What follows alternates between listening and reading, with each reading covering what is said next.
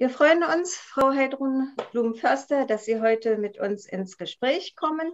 Wir haben vor einiger Zeit ja schon Wahlprüfsteine verschickt an Ihre Partei, die Linke, und wir sind ja auch schon länger im Gespräch. Also wir das sind Frau Christiane Ehlers, sie vertritt das Niederdeutsch-Sekretariat, und mein Name ist Saskia Luther. Ich bin Sprecherin des Bundesrats für Niederdeutsch.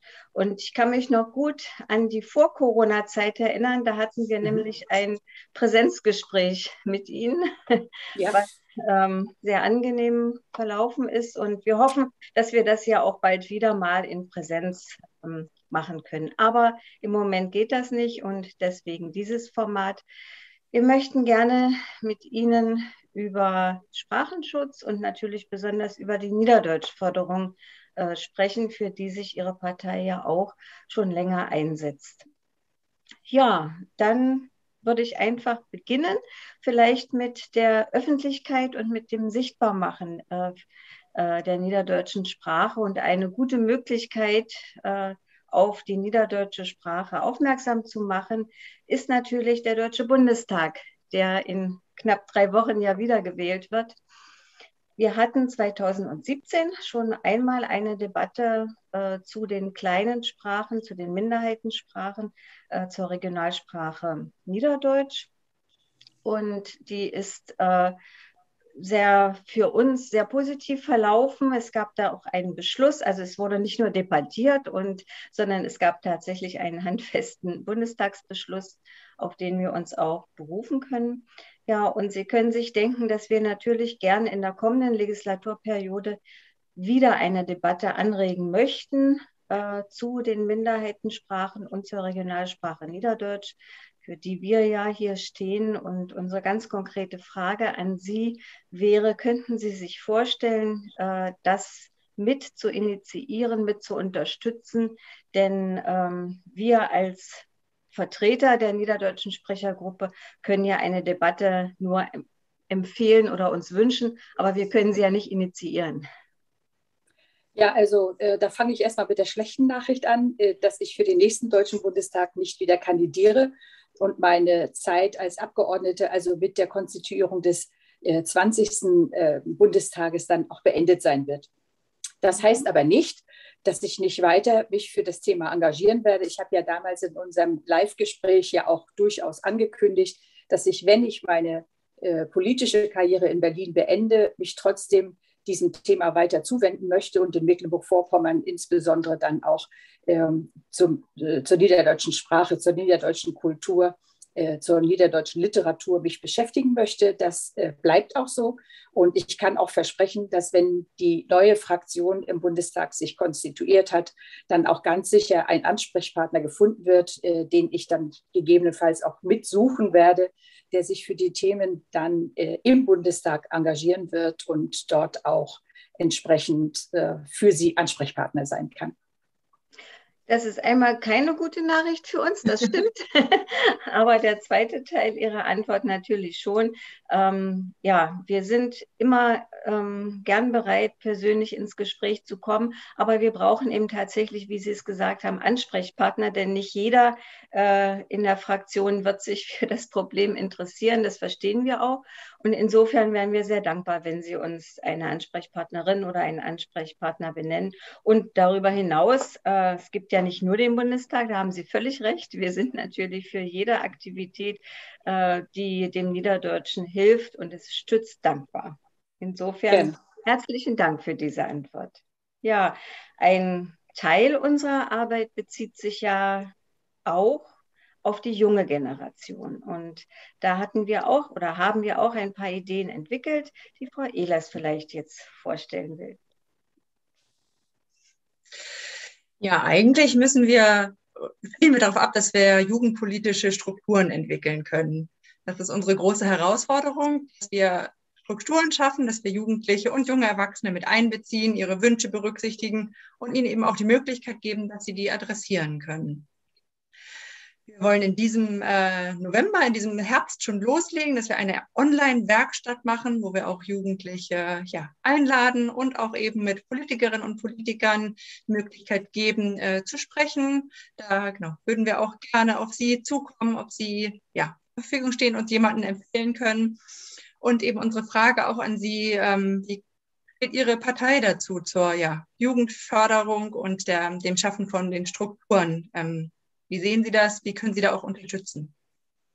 Ja, wie wir es in unseren Wahlprüfsteinen aus dem Karl-Liebknecht-Haus ja bereits mitgeteilt haben, sind wir sehr daran interessiert, auch die Regionalität auch durch Sprache weiter zu unterstützen. Und da ist eben auch die niederdeutsche Sprache eine sehr wesentliche, die ja nicht nur in Brandenburg oder Mecklenburg-Vorpommern, sondern auch in Schleswig-Holstein, auch in Niedersachsen, auch in Nordrhein-Westfalen gesprochen wird, akzentuiert ja anders, aber trotzdem als Sprache ja überall auch noch vorhanden ist.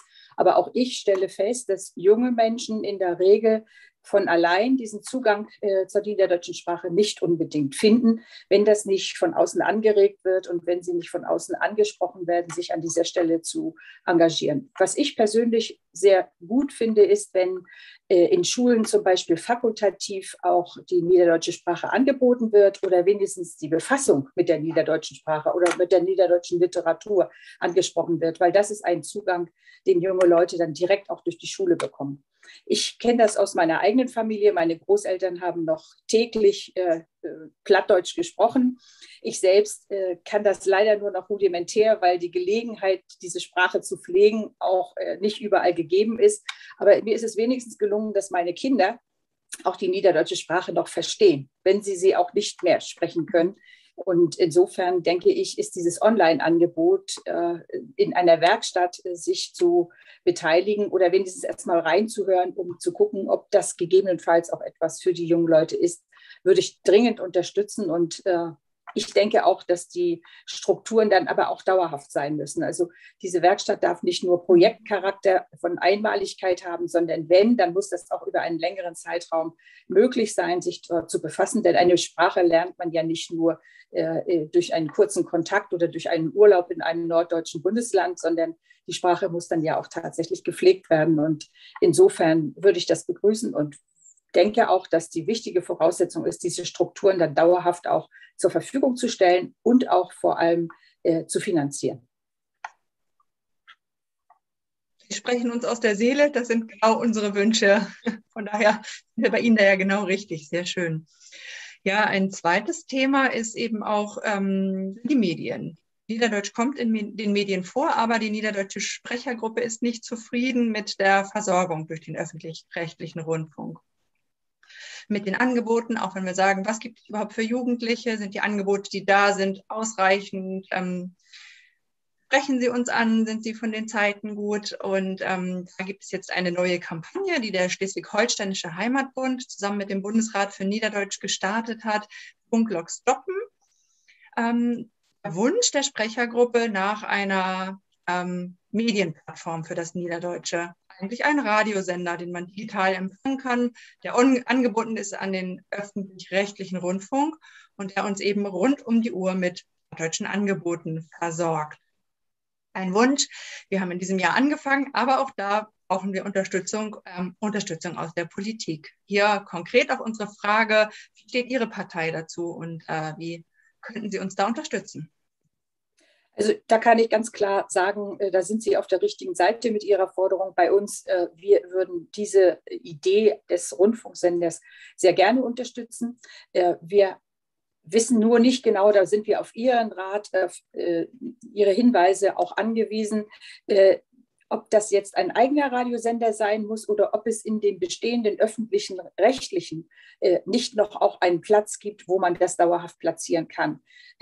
Ich kenne aus dem NDR 2, aus dem Fernsehen zum Beispiel, dass auch die Regionalsender, zum Beispiel in Niedersachsen, immer auch mal eine plattdeutsche Sendung um 19:30 Uhr machen. Also dann, wenn man eigentlich Abendessen gegessen hat und dann sich vor den Fernseher setzt, also auch eine sehr attraktive Zeit, wo die Leute dann eben auch auf Plattdeutsch, auf Niederdeutsch eine ganze Sendung präsentiert bekommen. Das geht bei den Radiosendern dann sicherlich auch, dass man Sendezeiten hat, die man dann immer weiter ausbauen kann, je nach Bedarf, wie das dann auch vom Angebot her wachsen kann. Ich glaube nicht, dass man so etwas aus dem Boden stampfen kann. Das würde auch alle Kräfte, die sich damit engagieren oder dafür engagieren, vielleicht im Moment auch überfordern. Aber wir sind natürlich auf Ihre Hinweise angewiesen. Ergebnis muss allerdings sein, und da bin ich wieder 100% bei Ihnen, dass am Ende tatsächlich auch die Sprache, die niederdeutsche Sprache dann auch so repräsentiert wird in den öffentlich-rechtlichen Medien, wie auch die Sprache gesprochen wird und wie anteilig in der Fläche sie auch zur Verfügung stehen sollte. Und dann ist es dann wahrscheinlich auch wieder ein Vollzeit-Radiosender oder eine Teilzeit-Fernsehsendung, die aber dann auch regelmäßig kommt und auch regelmäßig ausgestrahlt wird. Also Politik hat ja auf die öffentlich-rechtlichen Sender tatsächlich auch Einfluss durch den Medienrat. Und insofern denke ich, dass wir, wenn wir schnell auch Ziele in dieser Richtung erreichen wollen, über die öffentlich-rechtlichen viel fixer sind, als wenn wir jetzt eine völlig neue Struktur aus dem Boden stampfen müssten, die irgendwie auch mitfinanzieren müssten, denn alleine trägt sich so ein Programm ja nicht. Da denke ich, müsste man in diese Richtung nachdenken. Ja, das werden wir sicherlich tun. Wir möchten eben auch weg von bestimmten Inhalten, also dass Plattdeutsch immer nur mit bestimmten Inhalten verknüpft wird. Und das ist leider im Moment oft noch so. Nicht immer. Ja, die Sendung ist sicherlich eine Ausnahme, die Sie genannt haben, aber leider ist das oft noch so. Und wir möchten gern zeigen, dass eben alle Inhalte, also auch politische Inhalte, ernste Inhalte, ja, Dokumentarinhalte eben durch die niederdeutsche Sprache abgedeckt werden können. Und ein Inhalt, und damit gehe ich auch zum nächsten Schwerpunkt schon über, der aber, glaube ich, zu Medien ganz gut passt. Ein Inhalt wäre eben auch die Verwaltung. Ein ganz anderes Thema auf der einen Seite, aber auf der anderen Seite hat es eben gerade im Moment auch was mit Digitalisierung zu tun. Und damit bin ich beim Onlinezugangsgesetz, das ja den Bund, die Länder und die Kommunen verpflichtet, bis Ende 2022 alle Antragsformulare online zur Verfügung zu stellen, sodass tatsächlich den Bürgerinnen und Bürgern es möglich ist, alle Anträge primär online zu stellen. Da sehen wir als Sprechergruppe eine große Chance für die Minderheitensprachen und für unsere Regionalsprache, eben dort auch eingesetzt zu werden, niedrigschwellig, indem eben tatsächlich im Vorfeld, also jetzt, ja, es ist noch nicht zu spät, aber es muss tatsächlich jetzt passieren, Formulare eben auch auf Plattdeutsch ja, zur Verfügung gestellt zu werden. Vielleicht natürlich nicht gleich in allen Bereichen, wir sind ja realistisch, aber es wäre schön, wenn es eben Pilotprojekte in einzelnen Ländern, vielleicht auch in Mecklenburg-Vorpommern, geben könnte, die dort eben die Formulare in niederdeutscher Sprache zur Verfügung stellen. Und auch hier unsere Frage: Würden Sie persönlich das unterstützen und würde Ihre Partei das unterstützen? Ich bin hier grundsätzlich voll an Ihrer Seite, weil ich glaube, dass über den digitalen Zugang es auch eine nur ganz kleine Hürde ist, diese Leistung zu erbringen, auch durch die öffentlichen Verwaltungen. Uns ist es heute schon möglich, in leichter Sprache Formulare zur Verfügung zu stellen. Uns ist es heute möglich, auch in ausländischen Sprachen Anträge zur Verfügung zu stellen, weil wir ja auch unter uns Migrantinnen und Migranten haben, die nicht immer der deutschen Sprache so zugänglich sind, wie wir uns das vielleicht vorstellen. Und deshalb denke ich, kann sich die niederdeutsche Sprache da einfach auch einreihen. Es muss einfach nur geleistet werden. Das ist ein einmaliger Arbeitsaufwand, der dann immer wieder abgerufen werden kann und nur erneuert werden muss, wenn die Formulare sich grundsätzlich verändern. Und ich denke, dass damit Verwaltung auch nicht überlastet ist. Deswegen würde ich diese Forderung zu 100% unterschreiben. Ich habe nächste Woche noch ein Gespräch mit Fraktionsmitgliedern der Linken hier in der Stadtfraktion in Schwerin. Und das kann ich ja schon mal ansprechen, um zu fragen, ob sie sich für diesen Antrag dann so etwas in der Verwaltung der Landeshauptstadt Schwerin einzuführen, gegebenenfalls auch stark machen können. Das würde uns sehr freuen und auch weiterhelfen, denn ein bisschen fehlt uns so der Zugang dazu. Wir würden ja gerne helfen als Sprechergruppe dort auch, aber uns fehlt so ein bisschen der Zugang. Also in Schleswig-Holstein gibt es zum Beispiel schon ein Pilotprojekt in die Richtung, auch dieses Formular Wohngeld, es geht, glaube ich, ums Wohngeld, ja, Christiane, in anderen Sprachen zur Verfügung zu stellen und auch eben in niederdeutscher Sprache. Und wir haben ja gesehen, Ihre Partei hat ihr Kurzwahlprogramm in verschiedenen Sprachen auch zur Verfügung gestellt, aber eben auch in Niederdeutsch. Und das hat uns natürlich in der Vorbereitung gefreut, sehr gefreut. Und ja, finden wir gut und werden wir auch mit dann hineinstellen in unser Paket, was wir veröffentlichen werden. Dann hat es sich ja gelohnt für uns. Auf alle Fälle. Ja, es gibt ja so Leuchtturmländer. Eben haben wir schon Schleswig-Holstein genannt, Mecklenburg-Vorpommern, also Leuchtturmländer bezogen auf die niederdeutsche Sprache. Aber uns ist natürlich sehr daran gelegen, dass Niederdeutsch auch in den Ländern gefördert wird, die man vielleicht nicht von vornherein mit Plattdeutsch verbinden würde. Sie haben am Anfang des Gesprächs schon Nordrhein-Westfalen zum Beispiel genannt. Das Bundesland, aus dem ich komme, Sachsen-Anhalt, gehört auch dazu, was man nicht sofort mit Niederdeutsch in Verbindung bringen würde. Und in dem Zusammenhang ist es uns sehr wichtig, dass die Länder eben zusammenarbeiten, dass sie länderübergreifend tätig werden mit Unterstützung des Bundes. Wir haben bereits Strukturen, die Sie ja auch kennen, also zum Beispiel den beratenden Ausschuss für Fragen der niederdeutschen Sprechergruppe. Den haben wir, der tagt einmal im Jahr. Wir sind am Überlegen, ob man eventuell andere Strukturen noch dazu schaffen sollte, um diese Zusammenarbeit etwas zu stärken. Im Moment sind wir nicht ganz zufrieden damit. Ja, das ist natürlich auch Ländersache, das ist uns völlig klar, aber wir würden gerne im Sinne der niederdeutschen Sprache das vertiefen. Und die Frage wäre jetzt, könnten Sie sich vorstellen, dass wir da eine neue Struktur brauchen oder sollten wir die vorhandenen Strukturen, die wir haben, also den beratenden Ausschuss und auch das Gesprächskreistreffen, einfach vielleicht noch etwas intensiver und vielleicht auch ein bisschen offener nutzen?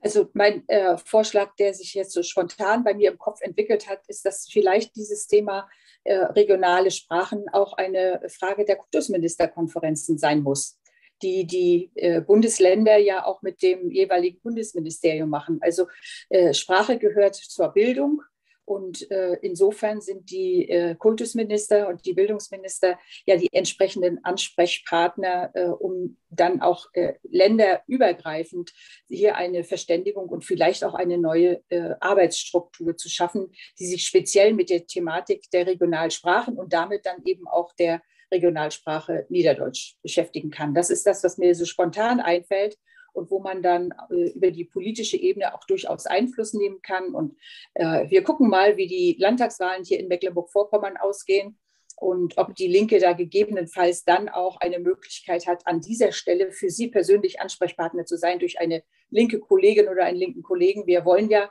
in Mecklenburg-Vorpommern auch regieren, mitregieren. Und das schauen wir mal, in 3 Wochen sind wir schlauer. Da könnte ich dann auch die entsprechenden Kontakte herstellen, wenn es denn so kommt, wie wir uns das wünschen.